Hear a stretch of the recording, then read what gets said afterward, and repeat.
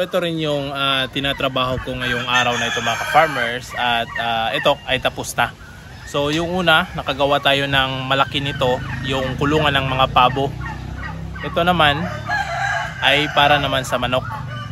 So yung mga natirang screen na pinaglagay natin doon sa malaking breeding pen ng pabo, meron kasing mga ritaso ng mga sobrang screen.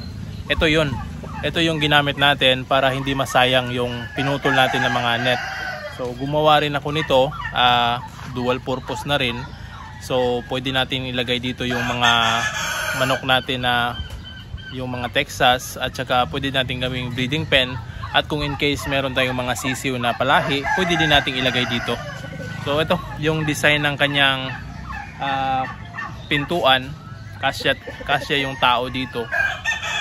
At ito yung naging design ko dahil para hindi na tayo mahihirapan maglagay ng patukaan.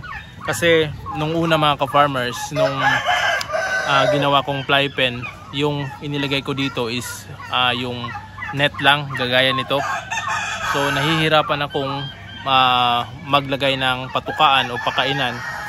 Kaya ito yung isa sa mga modification na ginawa natin or adjustment na ginawa natin. So ito ay recycle lang din naman, nanggaling ito sa kusina namin na tinanggal.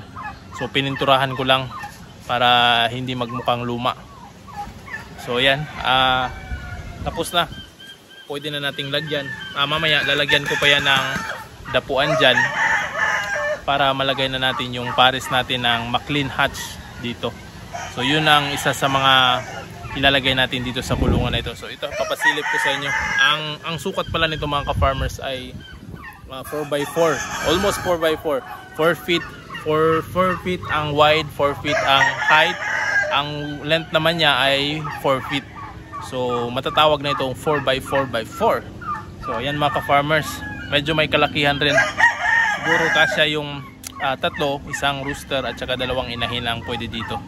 Kahit heritage, pwedeng ilagay natin dito. Alright, mapasilip ko sa inyo.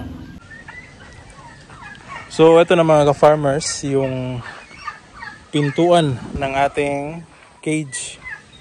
So ito, easy access sa lalagyan ng patukaan, patubigan. Pwede na nating isabit dito yung pakainan. So hindi na tayo kailangan pumasok dun sa loob. So yan, matibay na yan. Yan. Alright. So dito naman, yan medyo may kalakihan mga ka-farmers. Sobrang inat na inat itong ating net. So yan, ubos yung lubid ko. So ito na lang yung natira sa net natin. Yan, magagamit pa natin ito sa mga susunod na project kung gagawa tayo ng mga ganito or maliliit na ganito. So ito, hindi natin itatapon ito, magagamit pa rin. So ilagay lang natin to sa gilid or ilagay lang natin doon sa iimbakan. So baka meron tayong mga another project na pwedeng paggamitan, so meron tayong magagamit. So ayan, so dito ko ilalagay yung dito pala yung dapuan dito at doon. So medyo mahaba kasi wala tayong mapaglagyan dito sa gitna. So nagtitipid din tayo ng kabilya mga ka-farmers.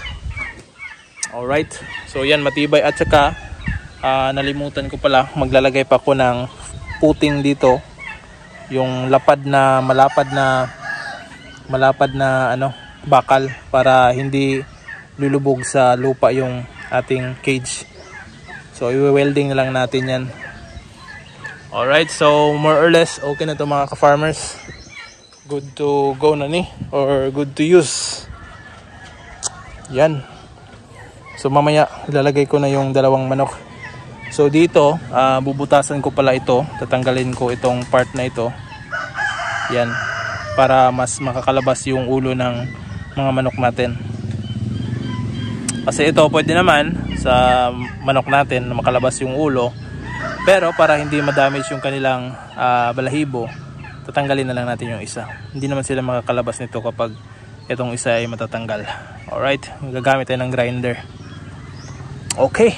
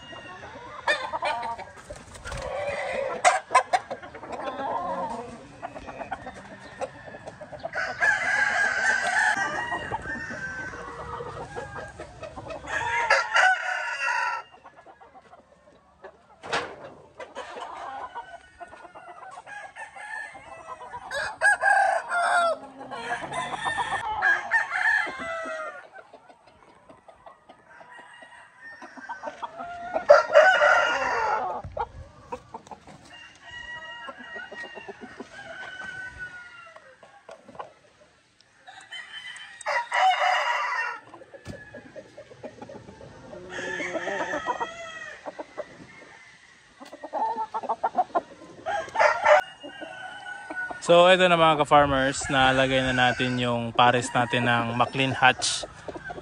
So yun yung babae at ito naman yung lalaki. So tamang-tama lang yung space mga ka-farmers, hindi masikip. Tapos merong dapuan at mamaya lalagyan natin ito dito ng sako para hindi mabasa ng ulan. So ang kagandahan dito mga ka-farmers ay movable.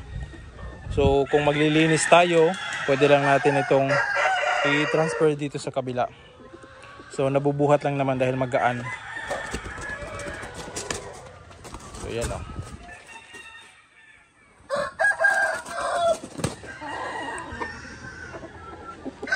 So okay na ito, goods to go na. So pakainan nila, meron ng 2 pakainan. So ayos na yan. So mamaya dito na natin papakainin. Yung inahin natin, nangingitlog na pala yan. Isa pa lang. So kaya sinalang natin itong ating Maclean na rooster. Alright.